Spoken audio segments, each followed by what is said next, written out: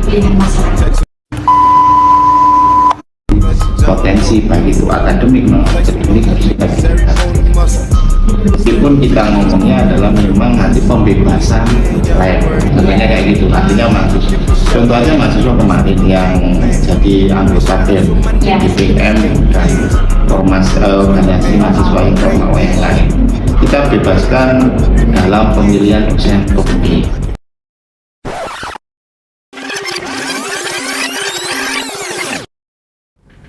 Assalamualaikum warahmatullahi wabarakatuh. Selamat pagi, kembali lagi bersama kami di podcast yang akan membahas seputar Fakultas Ekonomi Bisnis di Universitas Islam Lamongan. Saya Melinda dan di samping saya sudah ada narasumber yaitu Bapak Dr. Abid Muhtarom SESPD MSE selaku Dekan Fakultas Ekonomi dan Bisnis Universitas Islam Lamongan. Selamat pagi. Bisa disapa dulu Pak? Monggo, selamat pagi warga Lamongan dan sekitarnya. Oke, kalau kita membahas terkait Fakultas Ekonomi dan Bisnis Universitas Islam Lamongan ini ya Pak, yang dimana Fakultas Ekonomi dan Bisnis ini adalah salah satu ikonnya kampus ya. Karena apa? Karena di Fakultas Ekonomi ini itu terdapat banyak mahasiswa yang berasal dari luar daerah. Kemudian selain itu juga jumlah mahasiswa ekonomi juga terbilang sangat banyak, dan juga FEB juga ini pencetak mahasiswa yang berprestasi. Nah, amin. Oke, kita langsung bahas yang pertama terkait fakultas dulu ya Pak. Kira-kira apa sih keistimewaan yang dimiliki FEB ini dibandingkan dari fakultas lain yang sejenis di universitas lain? Seperti apa Pak? Terima kasih. Oke. Fakultas Ekonomi dan Bisnis Universitas Islam Lamongan mempunyai visi misi untuk berprestasi secara internasional dalam pengembangan iptek dan entrepreneur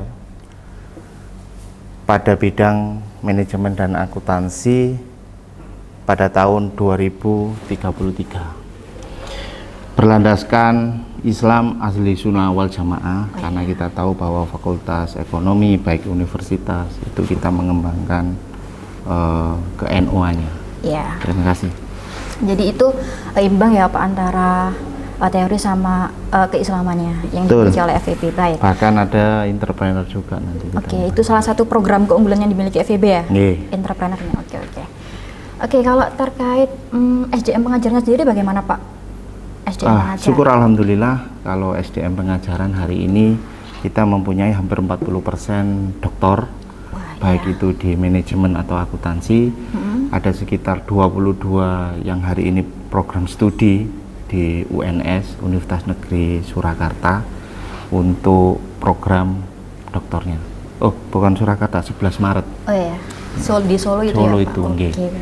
Jadi sudah tidak diragukan lagi bahwasannya dosen yang di Fakultas Ekonomi ini sudah sangat berkualitas dan berpengalaman di bidangnya masing-masing. Seperti itu ya Pak? Alhamdulillah. Oke.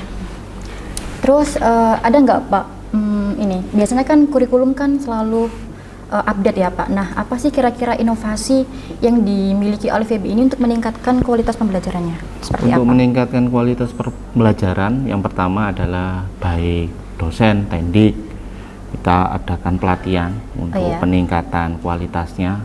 Terus kurikulum yang kita gunakan OBE, kurikulum yang hari ini baru berbasis internasional itu. Karena kita tahu kebutuhan hari ini di dunia kerja, kita butuh adanya kerjasama internasional juga, kolaborasi dengan pihak-pihak yang berhubungan dengan internasional. Oke, jadi itu bisa mengarahkan melatih soft skill mahasiswa yang nantinya akan digunakan untuk bekal untuk di dunia kerja, karena kan sekarang kan dunia kerja kan persaingannya sangat ketat ya Pak. Baik, kemudian ada nggak FEB ini melakukan kerjasama ataupun kolaborasi terhadap industri-industri ataupun lembaga-lembaga lain? Kalau kita kolaborasi dengan beberapa baik itu swasta atau pemerintah, kita jalankan. Kita menjalankan beberapa kolaborasi dengan pemerintah, salah satunya dengan Pemkab Kabupaten Lamongan. Kemarin kita ada beberapa mahasiswa yang sudah kerja di Pemkab. Terus kalau dari pihak swasta, kita kemarin sudah berhubungan dengan, karena kita berhubungan dengan entrepreneur, artinya kita sudah berkolaborasi dengan baik itu perusahaan-perusahaan yang di dalam Kabupaten Lamongan atau di luar Kabupaten Lamongan untuk meningkatkan itu. Ya, itu ada hubungannya nggak Pak kalau terkait sama program PKL yang dilaksanakan di FEB?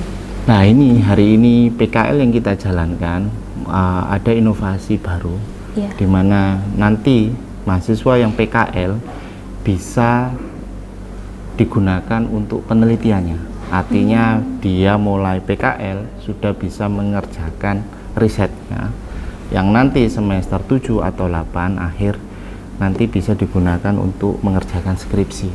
Artinya dikerjakan semester 5 tetapi manfaatnya untuk semester 7 dan 8. Syaratnya apa nanti? Cukup dengan publish jurnal saja di luar institusi. Oh, enggak. Baik. Kan kita tadi sudah membahas tentang fakultas, kemudian SDM pengajarnya juga sudah, kemudian kerjasama juga sudah. Nah, ini nanti ada nggak lulusan-lulusan atau alumni yang dari FEB ini biasanya itu arah kerjanya itu kemana saja Pak? Paling banyak nih. Kalau kita tahu hari ini untuk alumni yang ada, larinya ke beberapa sektor. Kemarin ke pemerintahan juga ada, ke pemerintahan desa juga ada, ke perusahaan swasta juga ada, biasanya ke perbankan, terus ke perusahaan-perusahaan yang berorientasi profit, contohnya ke leasing dan lain sebagainya. Kita ada di situ karena kita tahu dari tracer study kita, mahasiswa yang kuliah di Unisla ternyata 2-6 bulan itu sudah diterima kerja. Jadi itu linear ya Pak, kerja sama jurusan itunya mahasiswanya. Baik. Tapi kan misal nih kan biasanya kan ada nih mahasiswa yang punya mindset pengen mandiri nih, kayak nggak pengen terikat kerja sama perusahaan. Nah itu biasanya kemana sih Pak arahnya mahasiswa yang punya mindset mandiri itu? Nah itu salah satu pengembangan entrepreneur kita. Kita sudah masukkan bibit-bibit entrepreneur itu sejak semester 1. Dimana di semester 1 itu mahasiswa nanti diajari oleh kita untuk inkubator bisnis. Setelah dapat inkubator bisnis, dia mempunyai usaha minimal di e-commerce, di online. Setelah itu kita ajari semuanya, mulai branding, mulai produk, mulai packaging dan lain sebagainya di dalam situ dengan teori-teori yang ada, dengan kompetensi dosen yang ada, ketambahan dengan relasi kita yang ada di luar untuk mengembangkan bisnisnya. Itu sejak semester 1. Artinya nanti setelah lulus semester 7-8 mereka sudah terbiasa untuk kerja. Nah, dari kebiasaan untuk kerja plus ditambah dari fakultas bisa melakukan riset tambahan ini, bisa melakukan riset di tempat dia berusaha sejak semester 1 tadi. Artinya penelitian jenengan bisa dilakukan sebenarnya sejak semester 1 berprogres, berbisnis, berintrepreneur dan melakukan riset tugas akhir penelitian. Dengan dibuktikan apa nanti di PKL-nya, luarannya bisa haki, bisa media massa, bisa juga nanti masuk jurnal, artikel. Itu semester 5. Semester 7-nya nanti lokasi penelitiannya bisa digunakan untuk skripsinya. Artinya kita berlangsung. Apa yang menjadi keistimewaan FEB? Ya entrepreneur ini. Inovasinya apa? Nanti dididik mahasiswa masuk di sini harus bekerja per individu. Dengan apa? E-commerce tadi minimal. Jadi program entrepreneur yang dimiliki FEB ini sangat bermanfaat ya Pak bagi mahasiswa. Amin. Nah, ada nggak Pak contoh ini alumni yang membuka lapangan pekerjaan sendiri? Kalau membuka lapangan pekerjaan, kemarin ada mahasiswa kita, Nur Hidayat namanya. Dia hari ini ada di Australia, kerja di sana. Insya Allah sampai hari ini belum pulang. Ya, itu adalah salah satu alumni kita yang sejak semester 7 sudah melakukan penelitian, skripsinya sudah dikerjakan, jurnalnya sudah dipublish. Semester 8-nya dia hanya menunggu wisuda.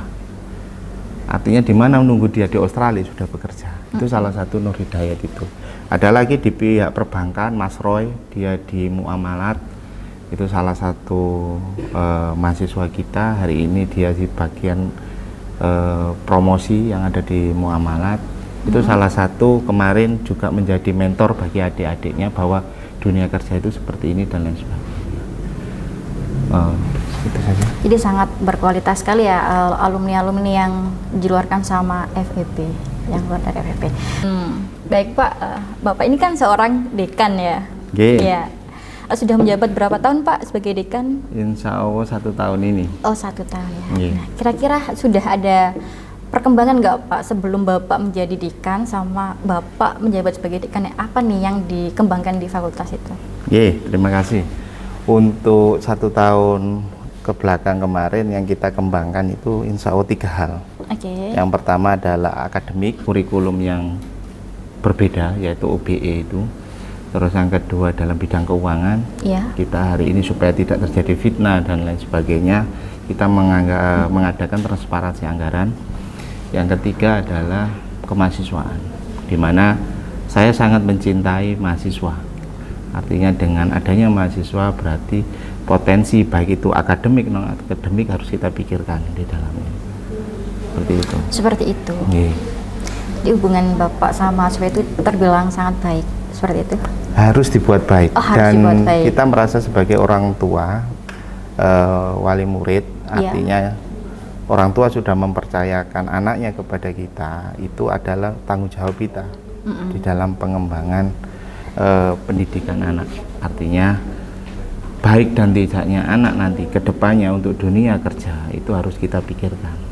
Baik. Seperti itu. Sebagai orang tua kedua bagi mahasiswa. Amin. Tapi ini kadang-kadang itu kalau generasi Gen Z nih Pak ya, seperti saya itu biasanya tuh lebih suka sama dosen yang dijadikan sebagai partnernya bukan sebagai orang tuanya. Iya kan Pak? Hari ini memang kayak gitu. Artinya dosen tidak hanya menjadi seorang pendidik, tetapi bisa menjadi rekan untuk curhat, penelitian dan kegiatan-kegiatan yang berbasis pendidikan yang lain. Itu penting memang hari ini. Karena apa? Karena kita tahu bahwa tipikal mahasiswa saat ini itu adalah generasi Z. Di mana generasi Z itu menganggap usia itu bukan menjadi tolak ukur. Benar sekali ya Pak. Artinya kita harus membawa di situ, mengetahui di situ. Artinya di Fakultas Ekonomi dan Bisnis hari ini tidak ada namanya dosen killer. Itu dosen yang ditakuti sama mahasiswa. Tidak ada dosen killer. Itu yang kita jamin. Artinya semua adalah dosen yang bisa mengembangkan ide-ide dan gagasan dari mahasiswa. Itu salah satu program yang kemarin saya galakkan ke beberapa dosen lewat rapat. Saya suruh untuk hari ini dosen berbeda. Hari ini adalah dosen sebagai partner, sebagai pendidik yang mengetahui bagaimana kekurangan dan kelebihan dari mahasiswa. Oke Pak. Nah, Fakultas Ekonomi dan Bisnis ini kan fakultas yang banyak mencetak mahasiswa yang berprestasi. Amin. Nah, kira-kira apa nih Pak strategi yang dilakukan oleh Fakultas Ekonomi ini untuk mendidik mahasiswa agar berprestasi? Terima kasih. Kalau seandainya kita ngomong tentang mahasiswa berprestasi, mungkin fakultas lain juga banyak juga mahasiswa berprestasi. Hari ini kita diuntungkan dengan mahasiswa dari FEB ini yang lebih besar daripada fakultas yang lain. Benar sekali. Artinya dari situ aja, dari SDM aja kita tahu. Nah, apa yang harus kita lakukan? Yang pertama adalah pendekatan secara persuasif terhadap mahasiswa, baik itu yang berprestasi atau yang tidak berprestasi. Karena kita yakin meskipun mahasiswa itu tidak berprestasi, pasti mempunyai kelebihan yang lain dan kita tahu di situ. Terus artinya kalau apa yang harus dilakukan dengan kegiatan itu, salah satunya yang memberikan stimulus. Artinya memberikan reward, penghargaan pada mahasiswa-mahasiswa yang berprestasi. Baik nanti dari universitas juga dikasih, dari fakultas juga dikasih, menurut dari kejuaraannya atau perlombaannya atau apa yang dilakukan, itu yang reward kita lakukan. Baik, terkait reward ya Pak yang diberikan kepada mahasiswa yang mempunyai prestasi, selain itu apakah ada beasiswa-beasiswa lain? Pasti ada. Itu salah satu yang kita lakukan di fakultas, di universitas pun ada beasiswa, yang di fakultas ada beasiswa. Meskipun kita ngomongnya adalah memang nanti pembebasan lab, contohnya kayak gitu. Artinya mahasiswa, contoh aja mahasiswa kemarin yang jadi anggota BEM, BPM dan organisasi mahasiswa Ormawa yang lain, kita bebaskan dalam pemilihan dosen pembimbing. Nah, contohnya seperti itu. Terus kalau yang lab biasanya kita melihat mahasiswa itu mempunyai prestasi apa. Kalau prestasinya tingkat nasional atau internasional, juara 1, 2, 3 yang membawa nama baik kampus, insya Allah kita akan memberikan beasiswa. Baik. Ada nggak Pak program beasiswa lain yang disediakan oleh Fakultas Ekonomi? Kalau program beasiswa yang lain biasanya kita ikut universitas, tetapi kita biasanya meminta kuota lebih karena mahasiswa kita lebih banyak. Artinya beasiswa yang bisa diberikan oleh universitas biasanya KIPK. Terus dari BRIN itu biasanya barista. Terus dari Pemkab Kabupaten itu juga ada, dari Pemprov juga ada. Itu berlaku bagi mahasiswa pasca juga. Artinya di Fakultas Ekonomi dan Bisnis ini tidak hanya S1 saja. Ternyata ada Magister Manajemen, itu pasca juga. Dan insya Allah untuk pembiayaannya itu sangat minim daripada yang lain. Baik Pak, sebagai closingannya, tolong diinformasikan sedikit Pak kepada masyarakat ataupun penonton yang sedang menonton podcast ini. Apa sih yang menjadi FEB ini layak untuk menjadi pilihan masyarakat ataupun calon mahasiswa yang berniat untuk kuliah di FEB ini? Terima kasih. Saya Dr. Abid Muhtarom, Dekan Fakultas Ekonomi dan Bisnis. Monggo bergabung dengan Fakultas Ekonomi dan Bisnis Unisla. Silakan daftar di pmb.unisla.ac.id atau melihat sosmednya Unisla, karena di situ ada hal-hal yang menarik.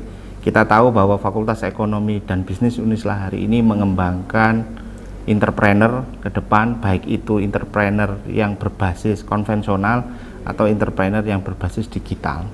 Kita akan terus memajukan Fakultas Ekonomi dan Bisnis Universitas Islam Lamongan. Maju terus Unisla, Unisla solusi inovasi dan religi.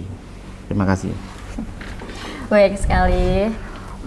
Jadi kesimpulan yang dapat diambil dari podcast kali ini adalah sangat banyak sekali, di mana Fakultas Ekonomi dan Bisnis di Unisla ini mempunyai dosen-dosen yang sangat berkualitas tentunya, kemudian juga mempunyai banyak program, termasuk entrepreneur tadi, salah satu program keunggulan yang dimiliki oleh FEB.